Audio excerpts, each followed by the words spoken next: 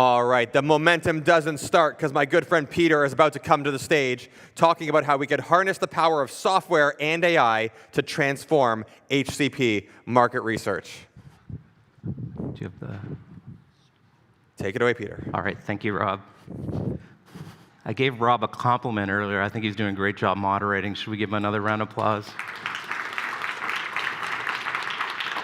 Well, thank you. My name is Peter Doulos. I'm one of the co-founders and the CEO of KeyOps, and we're a company that prides itself on building an insights platform that HCPs love using. My talk today is on how we can use software and AI to transform HCP market research. You're probably wondering, why does it need to be transformed? Well, it's because we hear from a lot of folks like you that it's just getting harder and harder to engage HCPs on market research. They're opting out, particularly the next generation of physicians who are more digitally savvy.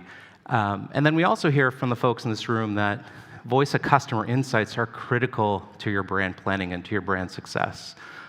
You need to make investment choices. You want that to be data-driven. You also want to measure how your investments are landing in the marketplace, and voice of customer insights are critical enablers in doing that. And I think you have a couple of choices. You can keep doing what you're doing today and spend a lot more, wait a long time and spend a lot of money doing direct research, or you can try a new approach. And I thought I'd share with you a new approach that we've discovered over the last few years in working with our clients. But before I do that, let me tell you a little bit of the backstory of how KeyOps got to where it did. And I'll introduce my fellow co-founders, Dr. Darvish Kazem. He's a cardiologist. His first name is Saeed. He's in his late 30s. His wife's a realtor. He's got 3 kids. And then there's Dr. Sam Alfazi. He's a GI. He's in his mid-40s, also 3 kids, and he's also got a wife who's a physical therapist, and they have a busy life.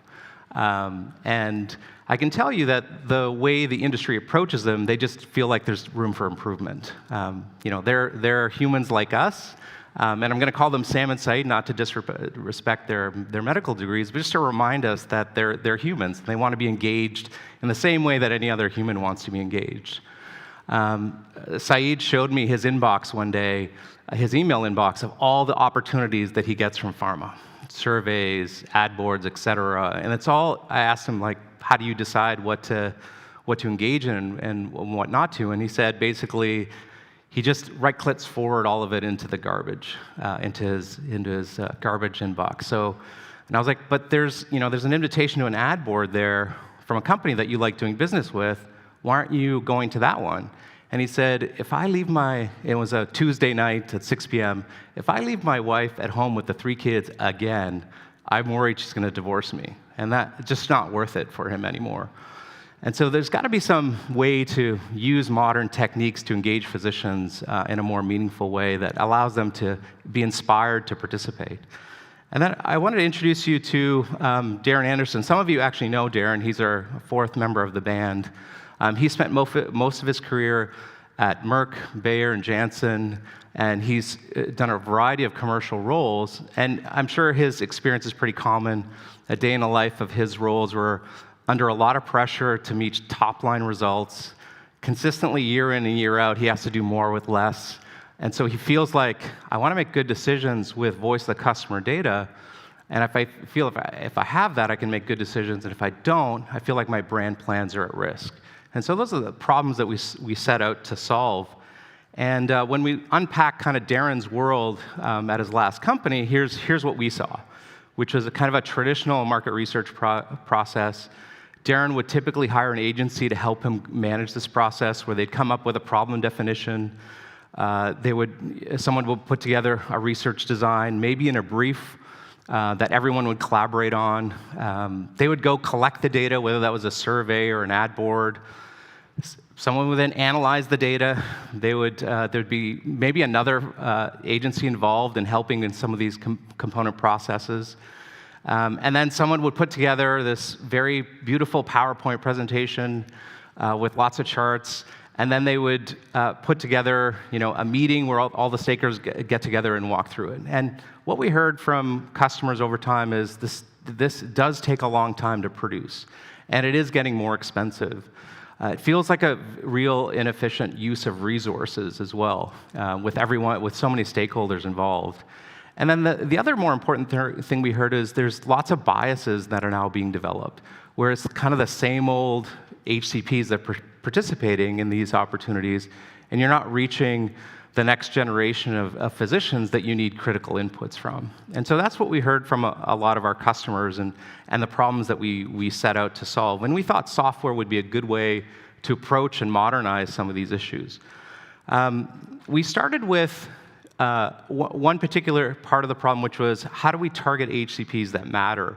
And I'm sure you know this in working in your companies, that there's a lot of data available today. There's obviously prescription data, but there's also scholarly citations, there's social media data, and that data is a lot for humans to analyze, but it is an important data set to figure out, well, which physicians really matter to my business? Which ones there's a business objective I'm trying to accomplish. Maybe it's low prescribers, maybe it's high prescribers, maybe there's a region I want to target, but how do I make sure I'm getting the right voice of customer? I'm often sitting across from clients and we're like, hey, here's the insight campaign that we just ran. And they're like, well, are these the ones that matter to my business? And that's the question they're asking, but the real question they're asking is, can I trust this data? Because if I can trust this data, then I can make good business decisions around it. And we partner with the folks like our friends from IQVIA here and Odea, and they do a really great job of synthesizing all this data, and we use it as an input into our process so that we bring to life the voice of the customer insights that matter to you. So that's the first problem we tackled. The second one we tackled was, okay, how do we build an experience that HCPs would love using? And given that there's millions of apps in the world, we thought there's got to be an app out there that HCPs love using, and we'll go partner with that company. And we looked. There aren't any. I know it's a shocker. We thought there would be, but there aren't any HCP apps that really get really high scores out there. And so we set on a journey to build our own application. And I would say that we took a lot of principles from the consumer world. So when Sam and Saeed go home at night, they're watching Netflix, they're using Amazon, they're doing the things that we all do. And so we said, well, why don't we create these profiles around physicians where they can enter their information, then we can use it to target them and bring them personalized engagement opportunities. Saeed spoke very passionately about how if he has to go through and tell someone exactly, what his practice setting is and which province he is, like for the 18th time, like it's too frustrating for him. And so we spent a lot of time eliminating the frustration around that. The other thing we did was we took a look at the banking world, and what we saw was the banking world, when it went from the physical branches to the digital world, is they did a really good job of solving for security and trust, which we thought, okay, there's some principles in there that we can use. And so one of our physicians can go in and see, okay, how much am I earning? How much have I earned in history? And similar to your bank account or your credit card statement, we'll give you a list of all the engagements that you've participated in, so you can easily complete your income tax filing, or if you did need to renew your hospital privileges and disclose who you've done work for, it was very easy to do that. And then we modernized payment processing. So we heard a lot from Sam and Saeed that when a paper check shows up in the mail, 3 months later, or the payment shows up electronically, discontinuous from the experience that they just participated in, they're kind of not sure how to correlate those things. And so it made it very hard for them to then do those income tax filings at the end of the year. And then the last problem we were trying to solve is, how do we bring joy into this experience? How do we bring maybe some enthusiasm around it, which turned out to be the hardest problem to solve. And so we took a page out of the loyalty world. And how many folks in this room belong to loyalty programs? Can I get a show of hands? Okay, that's pretty high percentage of the group. And then raise your hands again if you've changed your behavior because you got points in your favorite loyalty program. See, those are the number of hands that matter. And when we researched physicians, they told us the exact same things you guys just did, that they love loyalty programs, and they will participate in loyalty programs and change their behavior because they get to unlock opportunities that they wouldn't have otherwise gotten a chance to do. And this has been probably one of the most valuable insights for us, that treating all the HCPs like humans, giving them experiences that they value, that are friction-free, and then bringing joy into that experience got us really high participation rates with HCPs. So that was one of the great insights that we got. And then once we are able to collect all this data, software is really good at putting the data in one place, into a dashboard that then we can do analytics around. And then because we have all these great LLM models out there, we've built our software solution on top of LLM platforms, so then you could do AI analytics, AI-powered analytics around it. And some examples of it are, we get a lot of verbatim comments from physicians about what they think about a particular question. It's very difficult for a human to look at all these responses and find the themes around them, or to look at the themes correlated with a region. I just want to look at what Quebec physicians had to say about this particular topic, or I want to see the correlation between these verbatim themes and a prescription question that I asked earlier on. And so AI is very good at doing this very quickly. Now again, a human can do all this work. It just takes a long time. And what we found is that we've been in lots of readout meetings with classic PowerPoint presentations. It's reimagined how to do a readout meeting. And so now instead of going through, let's go through 80 pages of PowerPoint presentations, some of our clients have used this dashboard where the team gets together and they create their own custom data journey through the data. So that way, a Quebec sales manager can just look at the Quebec results, the West region manager can look at their results, the brand manager might be trying to accomplish something, and then they all come back together and look at the data and analyze it, and try to make decisions going forward. And so we love the power of AI and these software tools to help reimagine that. It makes the data more impactful and live longer than just getting stuck in someone's inbox with a PowerPoint presentation or a SharePoint site. And there's lots of cool things that you can do today, and we've packaged it up into, we do like ChatGPT as well. It's probably the most versatile LLM model, but I think their biggest insight, as someone referenced it yesterday, is the UI and how easy they've made it. And so we've patterned our UI after that as well, where you can just ask our AI chatbot, what do you think of this? Or tell me what the Quebec physicians think about my patient support program, and it will come back with a fast answer. And so we love how AI and these software tools can democratize the data and make it available for everyone in your enterprise. After doing all this work, we asked our customers, what else could we do with this technology? And before I introduce this new product that we just launched, I'm bumping into this too often here. I'll try not to fall off the stage. I like to pace, I guess. We asked our customers, what else can we do with this technology? And the problem they told us about was, well, I'm still struggling with deeper engagements with my top KOLs. And I'll use the KOL term maybe a bit more broadly. Just think of that as really important physicians to your business that you want to have deeper conversations with, but there might be fewer of them, maybe 10 or 20 across the nation. And they told us, well, it's really hard to, I might have an in-person event with them, but I want to think about a continuous engagement model over the course of a year. One of our clients told us a story when we were talking about this about a year ago, and they said, I just tried to do an ad board with my top physicians in Ontario. I booked it 3 months in advance. It was a really important part of the launch strategy. They had about 20 physicians coming in from Ottawa, from McMaster and Hamilton, and all over in Toronto. And it was the night of Toronto Maple Leafs playoff hockey game. And they didn't know the schedules collided.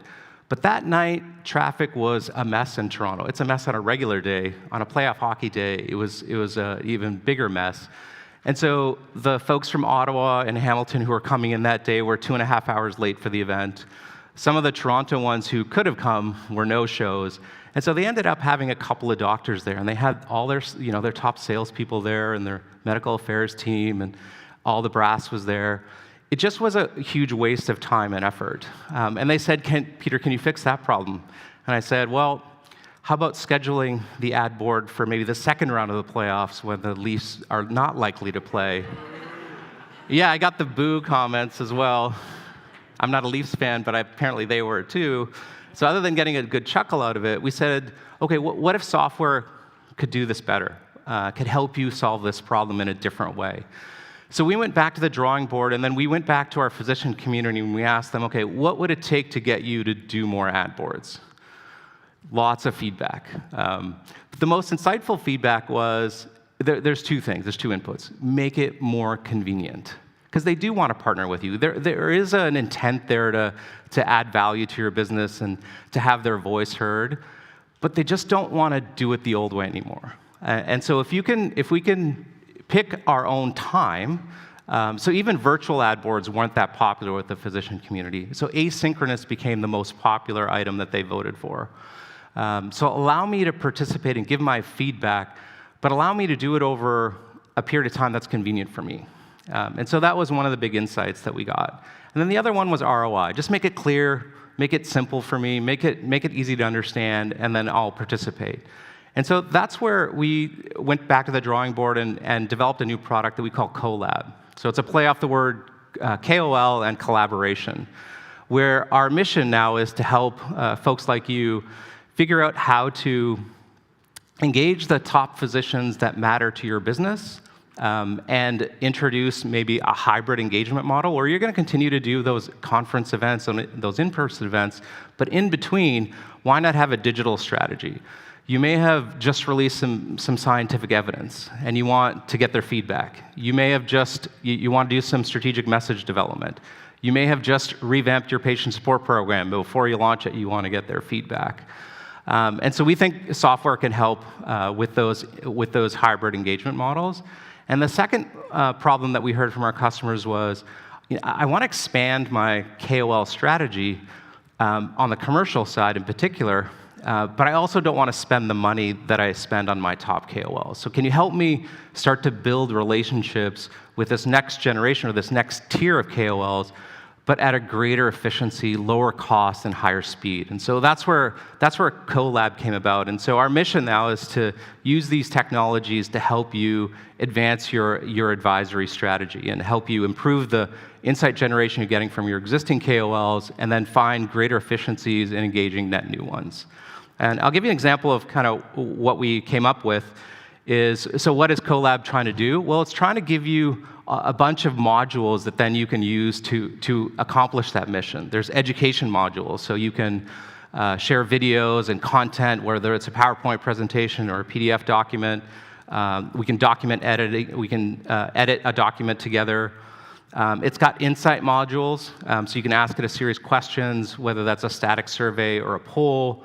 And it's got a set of communication modules, which we think are going to be pretty powerful. You can have a moderator ask physician questions, physicians ask questions of each other, kind of analogous to what you might see happening in an in-person meeting.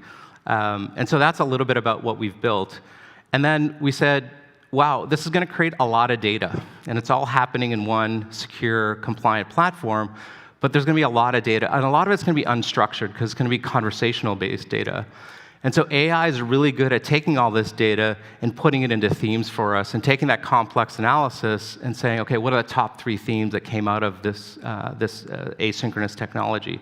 It can also produce compliance reporting. And then the other thing that it'll do is it'll take some of the pain of recruiting and contracting, which we heard was prevalent in a lot of cases. And so software is really good at that. And then it leverages our honorarium processing platform as well. So that's a little bit about what Colab is. And now a shameless plug for KeyOps. Who are we? We're an insights as a service platform. We don't have a lot of consultants on staff. A lot of our value is built through software and then our customer success team. And then there are 2 products that we've got, Colab, which is our digital advisory platform. And then we have a survey tool that many of you use in the room that you know and love, and we do lots of studies on behalf of our clients. And so more and more, what we're seeing is the ability to look at kind of all the problems that are across your enterprise. And I'll share with you some of the ones that we get involved with. In the top right there's the learning and development team who might be looking at rep assessments and training needs. Message recall. We do a lot of work with medical teams now around needs assessments, practice makeup assessments, the omni-channel team who are trying to validate creative concepts, And then a lot of our work, and the majority of it, is with the marketing teams in doing traditional brand health studies, competitive intelligence forecasting, PSP analysis. All those are basically bread and butter use cases for us. And then, why use KeyOps? We do things differently. We're not a traditional kind of consulting model. We believe in the spirit of treating HCPs like humans and being empathetic and building communities around them, not panels. And that allows us to get much rapid response rates and allows us to get the insights from your targeted physicians that are important to your business. We use this innovative. We are big believers that technology is the way to solve these problems in the future, given how difficult they are. And we're optimistic about adding more capabilities in the future, that this will be a big value-added service for you. And then because we have software and AI working together, it allows you to get those insights quickly, to manage unplanned market events. Maybe a new competitor has entered the market. And it gives you the power that many of our customers said was, cost reduction is good, speed is good, but agility is actually the most powerful asset that we get out of this. We get to do things in a way that we've never been able to do before. And that's a little bit about KeyOps. So happy to take any questions that the team has.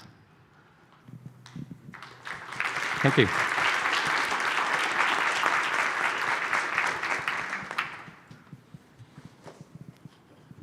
Where's Rob, my monitor? You get to experience how fun it is when it just goes silent. It's a magical moment up here.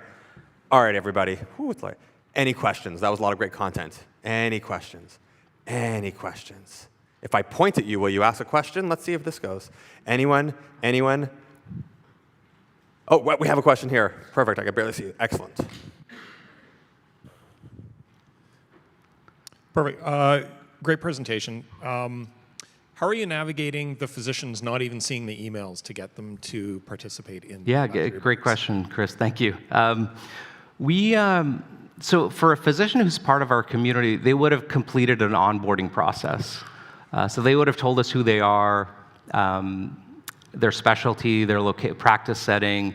They would have also provided us the ways that they want to communicate with KeyOps. So they would have told us, hey, please use this email address, not this one. And that was a big insight for us. So if we were to look up their email address online, say, they may not respond to that one. So they've given us the email address so not the contest and spam email, but the version that they want to work with KeyOps in. We haven't used this capability yet, but we've also asked our physicians to tell us if they want text messaging in the future. So we're turning that on in the next little while. Because there are about 25% of them prefer to receive text messages versus a traditional email. That's basically been the way that we've gotten the participation rates. Awesome. Anything else from this side of the room? Over here in the front. How are you growing your community, and have you thought about using like referral? Yeah, great question. The vast majority of the community that we've built so far has been referral-based. I would say about 80% of it has been referrals. We build our community, though, more like a curated community. We could sign up 1 million doctors tomorrow, but we don't, because we want to make sure that this community is also here with us. So we treat it like more of a supply and demand. We want to make sure that there are enough pharma companies who want to have engagements through KeyOps and the right physicians there at the same time. We find that if we over-index on one side of the supply and demand factor, either the physicians will get frustrated and say, hey, I signed up, but there's nothing here for me to do. And so we've been very carefully curating our community over time. Awesome. All right, everybody, big thunderous applause for Peter. That was fantastic content. Thank you, sir. That was great. Thank you so much.